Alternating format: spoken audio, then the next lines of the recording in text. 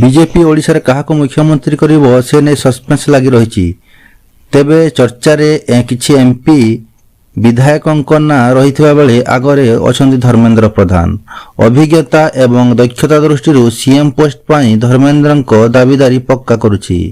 ହେଲେ ଗିରୀଶ ମୁର୍ମୁ, ବୈଜୟନ୍ତ ପଣ୍ଡା, ପ୍ରତାପ ଷଡ଼ଙ୍ଗୀ, ଜୁଏଲ ଓରାମ, କେବି ସିଂଦେଓ, ସୁରେଶ ପୂଜାନୀଙ୍କ ନାଁ ମଧ୍ୟ ଚର୍ଚ୍ଚାରେ ରହିଛି।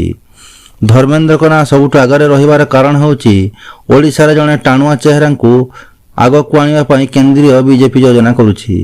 ଆଉ ଧର୍ମେନ୍ଦ୍ରଙ୍କ ନାଁ ଆଗରେ ରହିବାର କାରଣ ତାଙ୍କର ସାଂଗଠନିକ ଦକ୍ଷତା ଓ ଅଭିଜ୍ଞତା।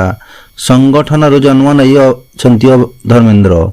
ଆର୍ଏସ୍ଏସ୍ ଏବିଭିପିର କାର୍ଯ୍ୟ କରିବାର ଅନୁଭୂତି ରହିଛି। ଓଡ଼ିଶାରେ ବିଜେପିକୁ ଆଗକୁ ନେବାର ଦକ୍ଷତା ତାଙ୍କର ରହିଛି।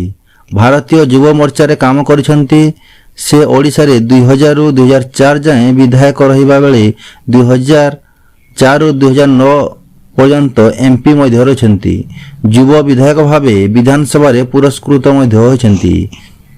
ଶୀର୍ଷ ନେତୃତ୍ୱଙ୍କ ସହ ତାଙ୍କର ଘନିଷ୍ଠତା ସହ ତାଙ୍କ ଗୁଡ୍ ଲିଷ୍ଟରେ ମଧ୍ୟ ଧର୍ମେନ୍ଦ୍ର ଅଛନ୍ତି।